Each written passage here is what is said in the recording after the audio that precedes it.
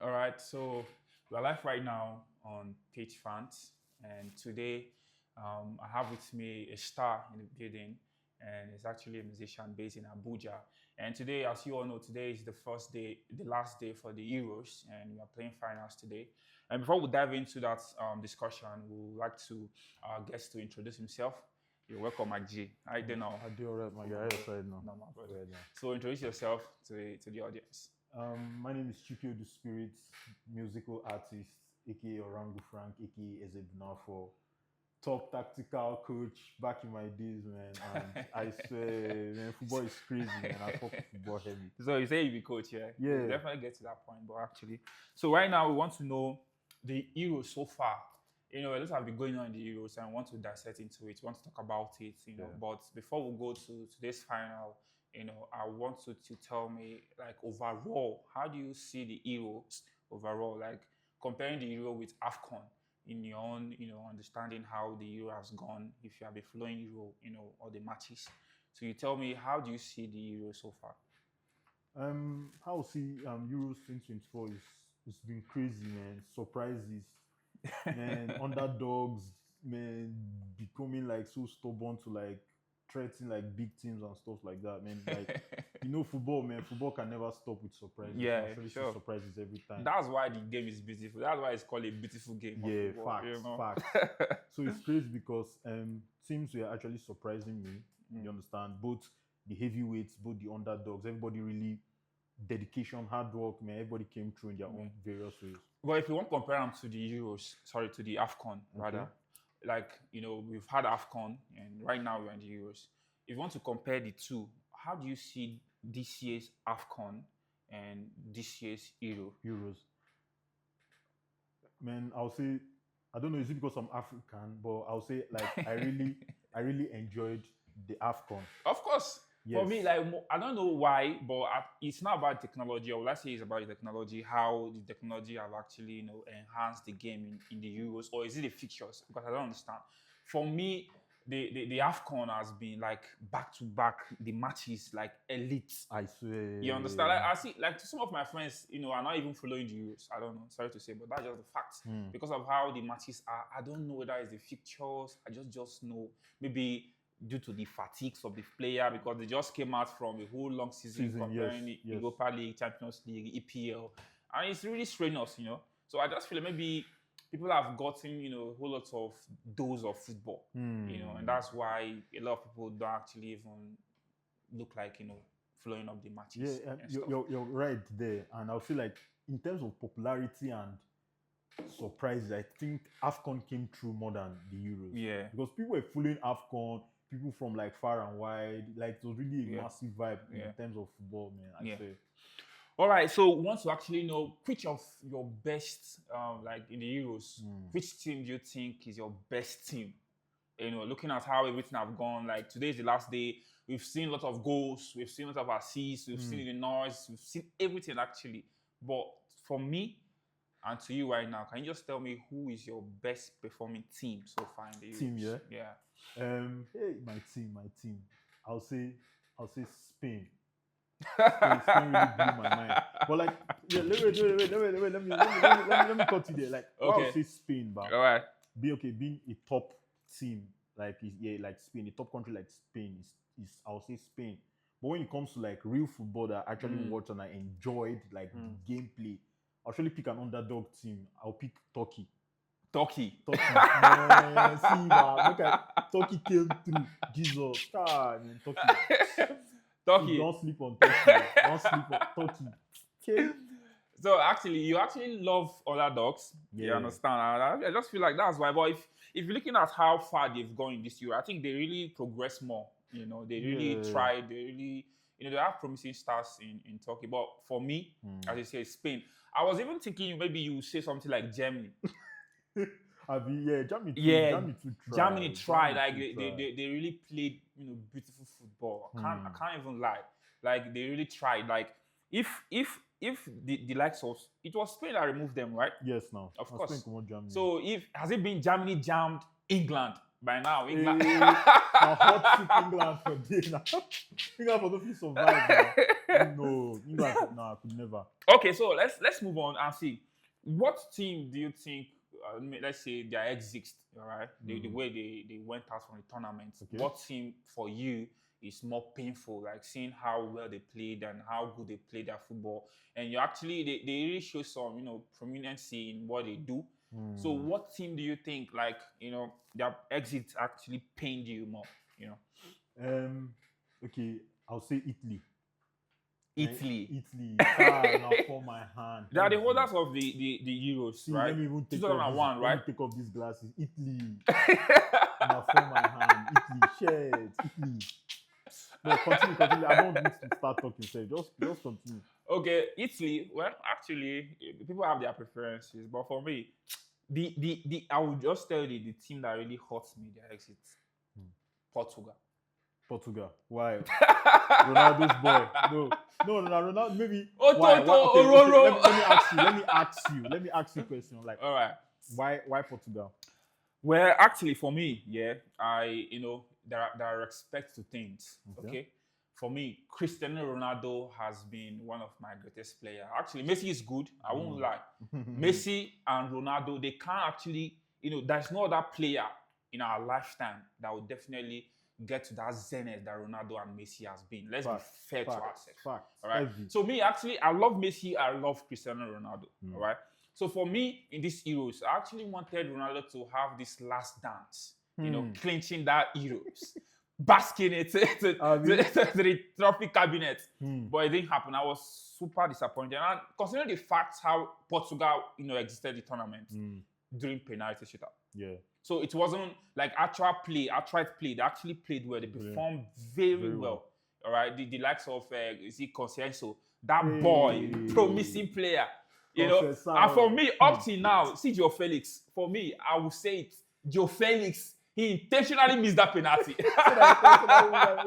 Of course, because Joe Felix is that kind of player that is very arrogant.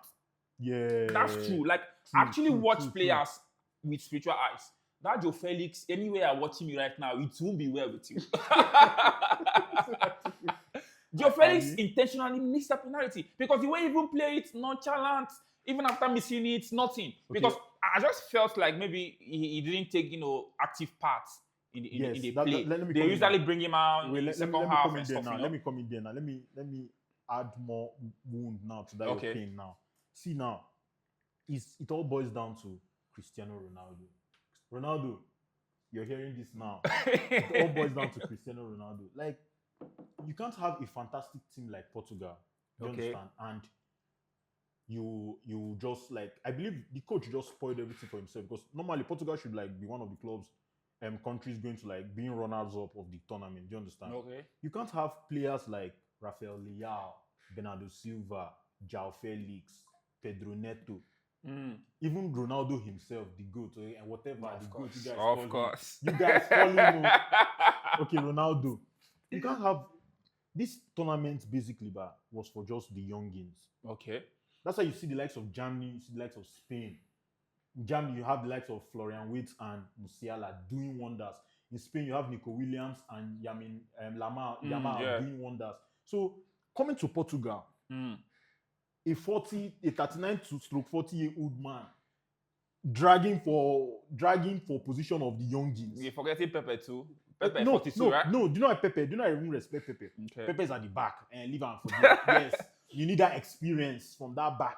But when you come to but the same thing, you need the experience in front line. See, front line. Okay, see, let me take you back to there's one particular match against Portugal, Slovenia, or is it Slovakia? One of them.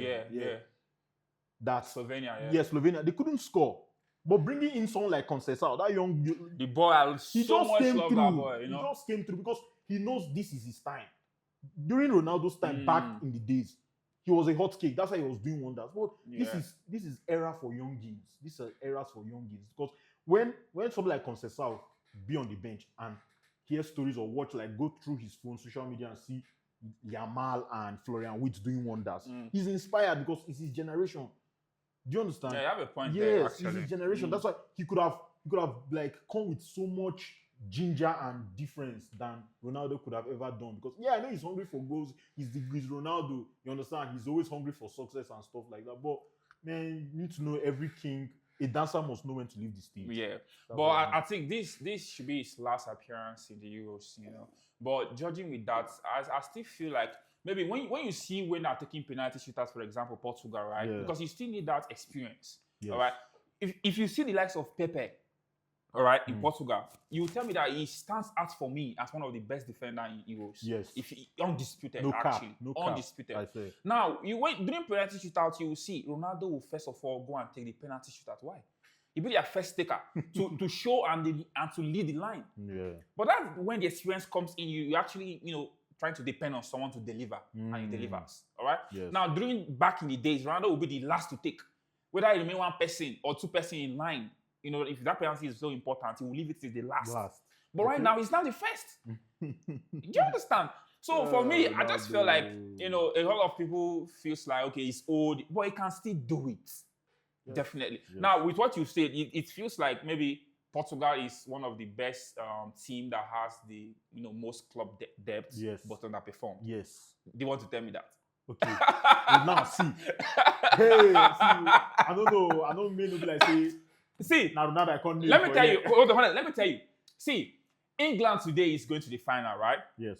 They have one of the best squad in Euros. No lie, no doubt, right? Yes. No doubt. But I want to tell you that they have underperformed. Apart from the fact that they've got some, easy features, I would say. One, yes. They've got referee favor yes. in their... They underperformed. They underperformed. So you can't tell me it's Portugal. Yeah, I swear, man. See, Portugal no vex, Joe. See, England. I don't even know how they even take the press pass. Man, the ball. I don't even want to. If I go to England, matter, but. All right, no problem. Let's move on. So, from how the Euros have been so far, who do you think is your best player? Like, you want to pick out right now, who do you think is your best player so far? Heavy. This is heavy. Can I have two? Just one. Okay, let's go second and first. Okay, so start with the second. Who is your second best player? Second, I'll say my boy that when I found him, said he never even gained him that time. Said two of them said Caliafori of Bologna. That's Italy. Okay. Caliafori, their defender. Arsenal is already on the radar. Arsenal is already on the no radar. Louder, no louder. No cast out. Arsenal is on the radar. Okay, but that was actually a nice pick and still surprising. Okay, let me see. Who's your first? Okay, my first is Fabian Ruiz of Spain. Oh, talk me through that. Class. Heavy. Fabian Ruiz. No, that guy. No. The guy from Leverkusen. No, Paris Saint-Germain. Okay, yeah, that guy. Okay, for me, it's actually a surprise pick. I don't know why, but maybe because of the tactical, as a tactician, they come from the tactical aspect. But if you're picking these two guys, what's your metrics? Because something is there. It's not just to pick, a best player for you due to liking, because you can actually like player because of many things. Actually, there are some metrics. So I would like to know what are the metrics like. Okay, this guy is good. Like he's productive. When we're talking about awards, this is where the metrics comes in. All right, look at the metrics, the goals, the contributions, the assists, the dribbles, whatever, the cutting edge, opening defense, and whatever. Yes. Okay, but when you are saying a player because I just like him, those metrics are not coming in play. It's definitely a no. Yes. So what are the metrics that you are using to pick these two best players for you? Okay, now as a coach that I am. See now, let's come down to Caliafori. Okay. During club era, like during when the season was on in Bologna, of course his coach Thiago Motta uses like a 4-3-3, 4-2-3-1 formation, and everybody knows Caliafori is a dynamic centre back, in which like centre back that goes to support attack.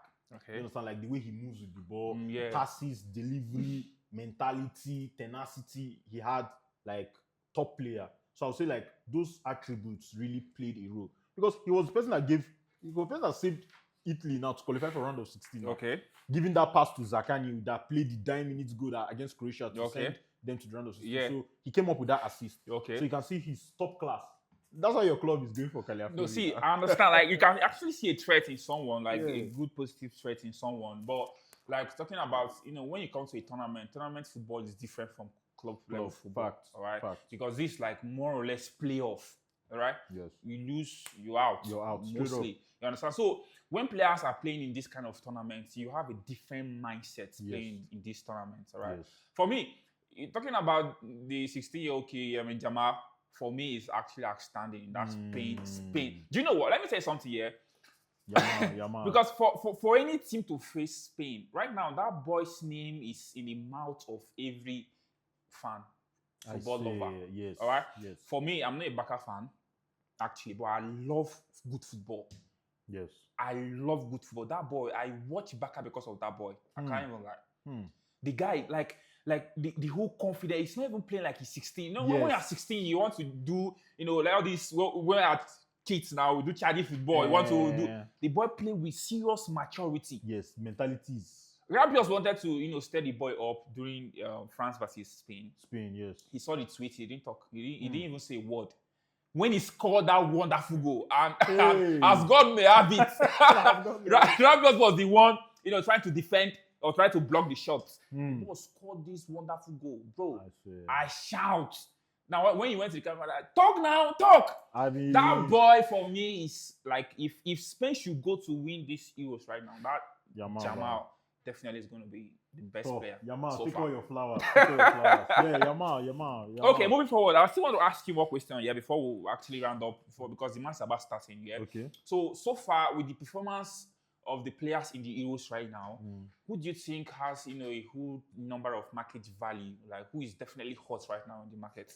Okay, like players for in transfers. Euros. Yes, players in Europe. From where they've played actually, because this is where you actually most clubs send their scout out and they are watching with telescope and microscope. City players. Observe. So for me, who do you think is going to be hot right now in market transfer, pending with what they did in the Euros? Okay, obviously, like you said, it's Yamal. All right. Like, but do you think Yamal is anytime soon leaving back? You can't even afford him right now. No, I think Yamal is actually out of the ball game. Because for me, I feel like he has a lifetime contract with Barca already. Yes. I think his Barca clause right now is like 1.something billion. Okay, 1 billion. Yeah. Yes, his Barca clause right now, I think. Mad. So definitely Yamal is out of the case. Out of the game. Okay. No. So I'll say market value now that has risen very well is I'll call my player that I called Fabian Ruiz. Okay. Caliafori too. Their market value has risen because Bologna is asking Arsenal to pay over like 50 to 60 million. That's actually cheap. because right now, I remember those days they will say Arsenal, City Club, they spend this one. Come to our club. We've got rice right now. 100 quid, innit? No be so lie. actually, you guys are spending. We do buy. We throw away the cash. Wingard, I just thank you wherever you are for washing it out and leaving where you left. Right now, we get the bank loose and actually money is flowing. So I think that's actually a cheap buy. It's not really. He's not really going for Arsenal. Arsenal will get that deal done. Yes. Okay. Moving forward, I still want to ask you right now, like so far, because in this transfer saga, which we are actually following up right now, even before the season came to an end, our homeboy Osimhen was one of the top hot cake in the transfer market. Yes. But right now, I don't know what happened. Like, I can't even, the rumors coming in on transfers is not having its name. And some people were actually owing to the fact because of the Finidi George incident that happened. All right. So, what do you have to say about the Finidi George and Osimhen and how it gets to affect the transfer for him, actually? Because I think as of then, many clubs actually were coming for him. But right now, we seldom hear no rumors about transfers on Osimhen. So what do you think actually? Honestly speaking, the incident with Osimhen and Finidi George, do you understand? I would say both parties are correct. Do you understand? And also both parties are wrong because I can't side anybody here. You understand? Because I have points to prove that both sides are correct and both sides are wrong. Okay. The aspect of coming to Osimhen is the best African player right now. You can't take that from him. I give him his flowers. He's the best African player right now. You understand? And for a 25-year-old like Osimhen doing wonders right now, I believe he's, no matter what. Yes, I know Finidi George might be wrong or he's wrong. Do you understand? But I would just say I would say professionalism before any other thing. Do you understand? Because like he's a star. This is a Yeah. star. He's a star. I understand the angle you are coming from, Yes. yeah. But when you're talking about professionalism, it definitely has to go both ways. All right. If you're talking about professionalism, you don't just own it to the fact that okay, it's a player that has to be professional, while the coach don't have to be professional. Now, if you're going about professionalism, because I just felt like because he speaked out, that's why people are now bringing in professionalism stuff into this, that, this. For me, it goes sideways, all right? Yes. Just for example, in our era right now, when a woman comes out to say, okay, she's been bullied by a man, for example, by a male folk, you see how everywhere goes on, tantrum on the man and whatever, which is definitely not nice for you to bully women or whatever. But what I'm saying right now is, when is the other way around? The male folk is coming out and saying that, okay, I'm being bullied by a girl, you know? Nobody's going to talk. Not taking, yes. Do you understand? Yes. That's how it feels like. So, would you want to tell me that it's nice for a coach, to go on our boss all out calling out a player? Do you know how damaging that is to you when you're even playing? Your connection with other players, even with the coach. Okay, this is what he has to say about you. It definitely affects your mind. Okay, do you understand? That's what I said. No, that's what I said. Let me reiterate. That's what I said. Both parties are both correct and wrong, because like now, like you said, yes, I know. No matter what, like that's what, even like no matter what, yes, I know it's something that yes, it actually messed with him. Do you understand? As a player, as someone that has put his all, his passion into the craft. Do you understand? He has given his all for like both club and country. Sure. Fantastic player. Do you understand? But I just believe, like I said, this thing is a situation that okay, one, let me settle things amicably with the coach. Let me go, okay, coach, how far? Why you do like this? How you be? Yeah. Why you do like why you do this kind of thing for me? Do you understand? And the coach too, calling the coach too will come and okay, they will just settle their matter out. Definitely, maybe dragging the coach, like coming to like social media to like drag the whole matter. Yeah, maybe yes, that's the fastest way the media and everybody could act on the matter. But I'll still say it's. But let me ask you, because sometimes people, when things happen, people tend to allow it slide or listen to it just one way without actually looking at the whole thing and try to analyze it how it is. When that news came out, when the coach said what he said, all right, no one talked for like 3 days before he responded. Now, has it been he didn't respond? Because I do believe in this life, when you make someone angry, you don't owe to the fact that they must have to respond in a certain way. Okay. When you make someone, when you're angry, you react in a certain way, which I want to react if I am angry. Do you understand? So True. You don't want to, you can't for no reason say, okay, you must act a certain way because you're angry. No. Yes. If you wrong someone, let the person react the way you want to react. All right? So for me, the way he reacted to me is just the best he can do. And which is actually justifiable. Because you can't beat a child and expect the child not to cry. That's his own cry. Because that goes a long way to damage his image. Because this same social media we're talking about is the same social media his agent, the people that want to buy him, for example, are still listening to. True. The club that wants to get him are still listening to. So, first of all, Finidi George actually did a blow on his transfers. With that news calling him out, which we actually know that Osimhen single-handedly wins match for Nigeria, for me. Yes. In Napoli, star boy. All right, so you can't just single-handedly call him out that, okay, he did this. Why you, as a coach, not as professional by calling him or discussing it to the board? That's how it is. So you're saying, okay, he should be professional. Why is the coach still not professional? Now, we've seen this case like Tevez, Balotelli, they even slap coach.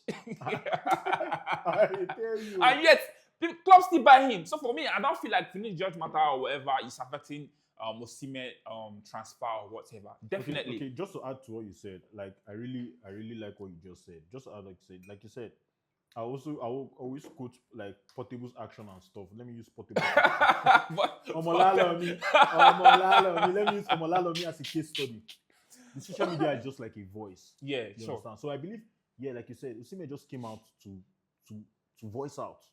Yeah. This is an assault when they do me like this. So this is I know like him. Sure. Because like you said, his agents are active. His fans too that believe that he has put his 100% dedication and creativity to this craft. It's active. Yes, it's active. So him coming out to just no be so I get injury, no be so I know leave. Yes, Nigeria. and you know what? Yes. And you know what? Is him coming out to clarify will definitely remove it from people's mind when you are seeing him playing. For example, if he didn't come out to clarify, when you're watching Osimhen play and maybe he misses a goal or whatever, you will now refer back to what the coach have said and say, this guy is not even playing his best. This what.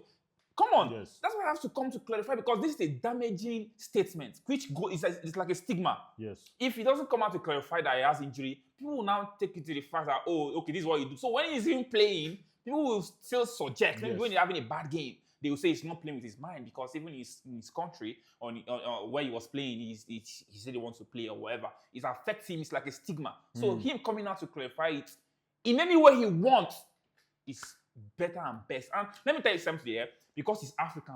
For example, Balotelli, Tevez, name a few. Those ones even have issue down to the coach. Slapping. Yes. Tevez warm up. He's there. He's not having injury. He said he will not warm up. Nothing happened. But because Osimhen is an African, I just feel like we have all this mentality that respect to elders, and you don't feel what the elder does even because even a kid actually needs his own respect. Yes. Respect is reciprocal, they say. Fact. So if you give Osimhen his respect, come on, the man have really tried. Give him his flowers. Yes. You don't just call him out because a lot of people are now saying, okay, Philip Joyce is an OG. You don't have to call an OG out that way. Just the same way Osimhen is actually a star. He actually paid his dues. You're not meant to call it star. Do you understand? Fact. So it's definitely really wrong for them to say Osimhen actually is wrong. For me, he's actually right in whatever he did. All right. So moving forward, I still want to ask you on Tuesday that definitely going to unveil the big boy, Mbappé. So on Tuesday, Real Madrid actually, with all the corner, mago, everything they did to cover the transfer, blah, blah, blah, blah, blah. Now it's open and it's happening. It's finally happening. On Tuesday, they already said the tickets for the unveiling is sold out. So I just want to ask you, because if you look the way Ronaldo came to Real Madrid, I think it's the same magnitude, if I'm not mistaken. All right. Now it's unveiling right now. It's being the stadium is being sold out. What impact do you think Mbappé is bringing to Real Madrid? Definitely, Real Madrid has all the glory already, Champions League, whatever. Well decorated. Whatever. But yet, that's still not, So, what do you think, Real Madrid? What's the impact of Mbappé to Real Madrid? Okay, I'll say, first of all, heavy player.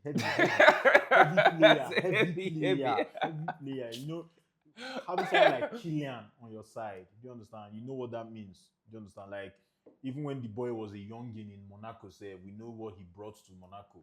Do you understand? Yeah. So, coming to a club that's already established, that already has, you understand? They just need, that star boy, we could just now.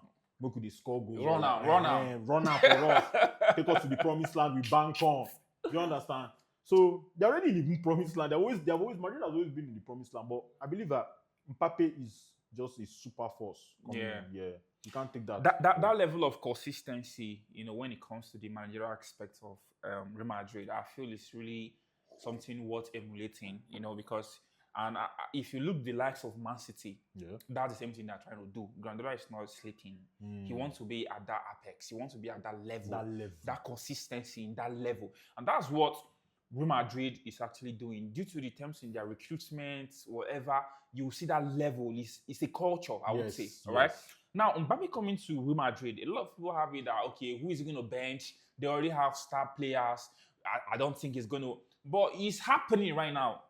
The stadium is sold out.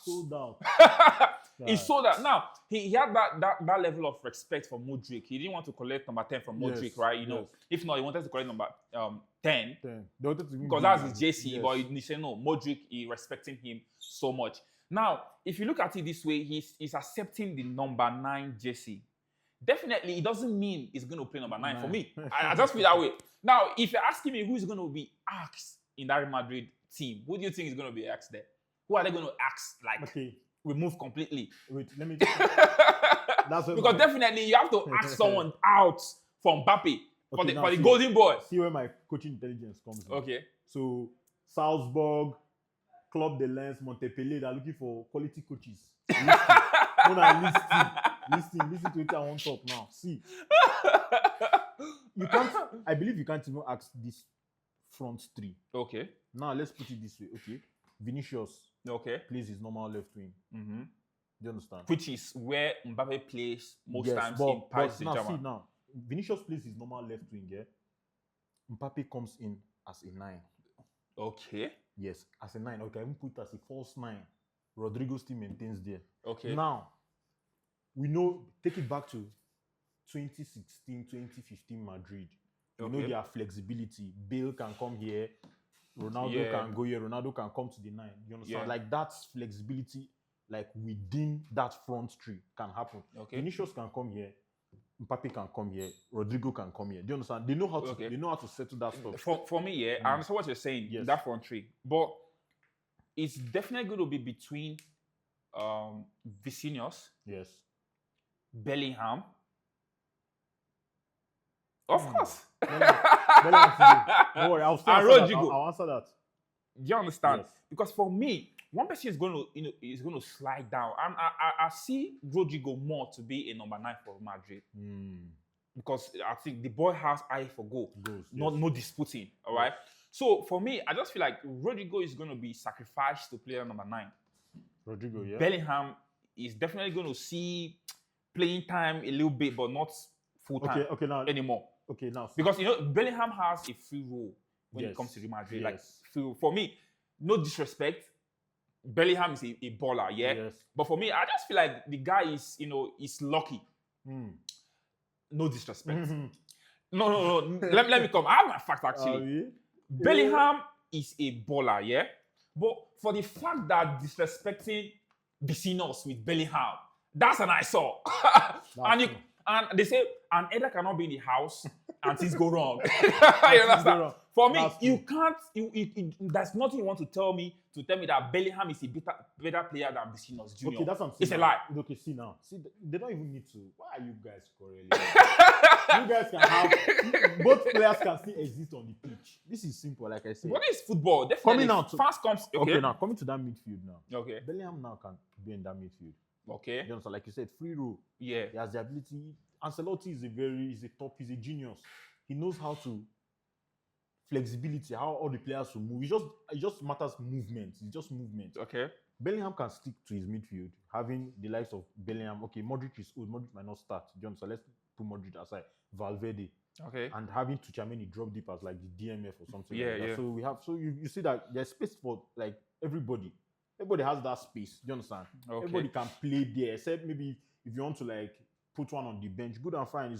The option is still the coach. The coach still has the option like to put anybody at bench. But what I can say is that everybody still has that space to play. Fine. Actually, it's not fine anymore. Just within 3 months or 2 months rather, I will start seeing what happened. But for me, people keep comparing Bellingham to Vinicius. It's definitely wrong. And talking about this year's Ballon d'Or, you can't just tell me that Vinicius is below Bellingham in terms of performance. Forget goal scoring, yeah? Goal scoring is something that, for me, if you've watched all the goals Bellingham has scored, it's really not spectacular. I won't lie. Definitely, yes. Scoring goal is not easy, but it's not spectacular. Apart from the one he scored in this Euro. I think that's one of his best goal ever this season, I would say. But Vinicius, talking about pace, talking about team opening, talking about dribble, talking about... Do you know what it means when someone carries a team? You see more of Bellingham because he was injured. Vinicius was injured. Yes, he was injured, yeah. Because Osimhen is there. He's the star. But moving forward, all right? Okay. This season, I just want to say, like, as the season's about to start right now, which signing of manager in any club that surprised you, like is a shock to you? Like the likes of, most managers in the EPL, for example. Let us say for all the leagues. Okay. All right.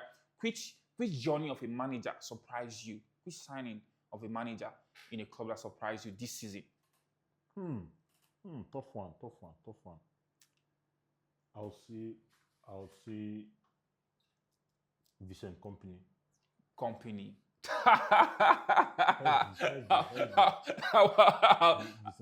Let me tell you, because for me, I just feel like it's a kind of this is like more or less the most easy question I've asked you. I won't lie, because if you check the geometric progression of Vincent Kompany, all right, from player retiring. Yes. You know, he did it in Man City actually.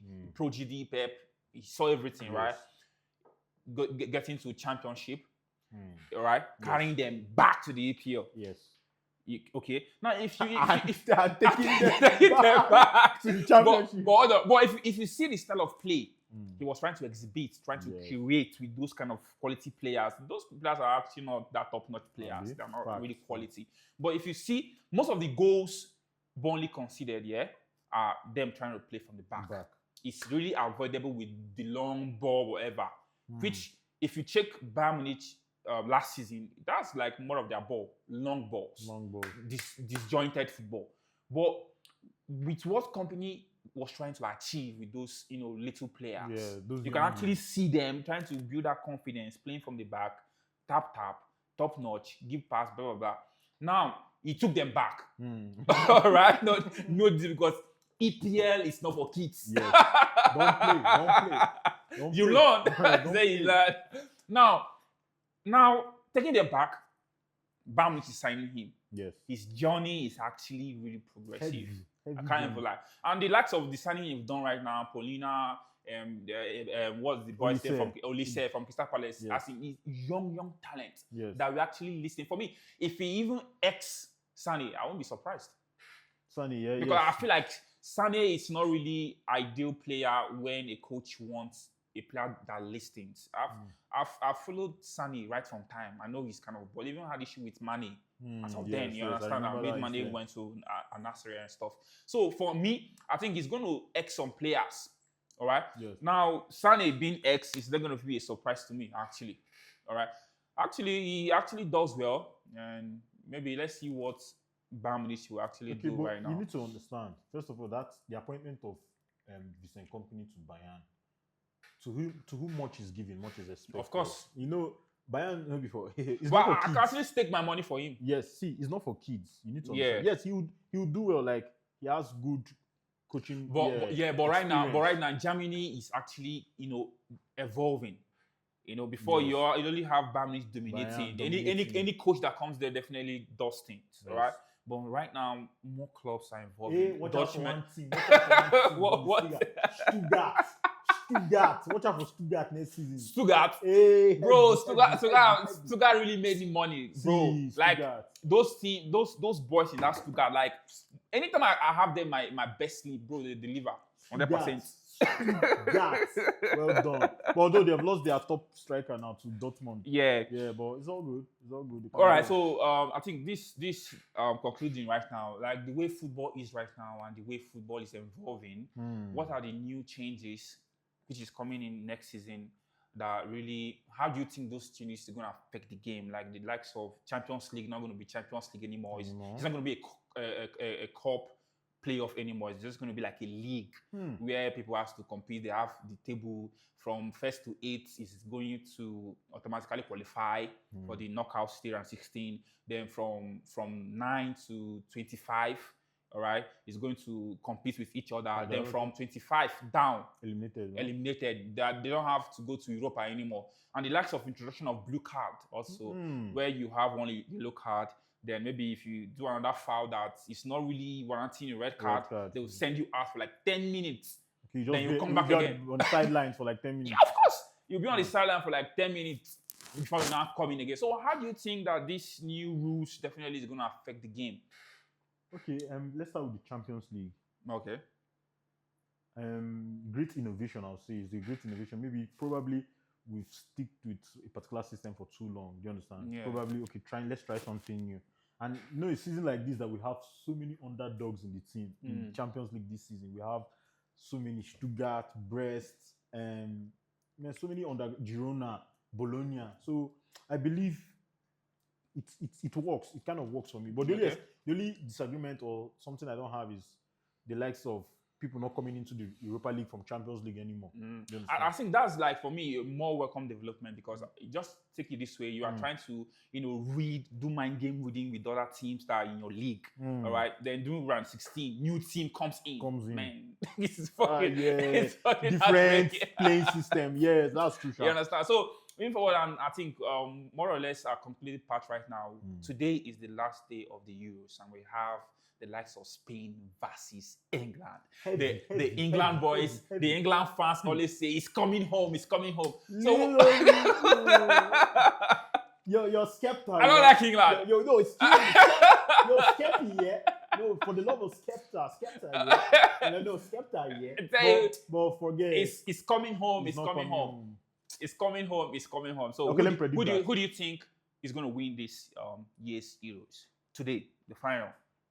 Who do you like? give I it already to? called my one of my best players this in the Euros is already there, Fabian Ruiz. Okay. And the tactics of Spain is really going crazy. But I would say England has there's something England have that I believe nobody, like no other country, like have in their like arsenal. Okay. I'll say they can withstand all those pressure. They can withstand, but I'm not sure you can withstand a team like Spain.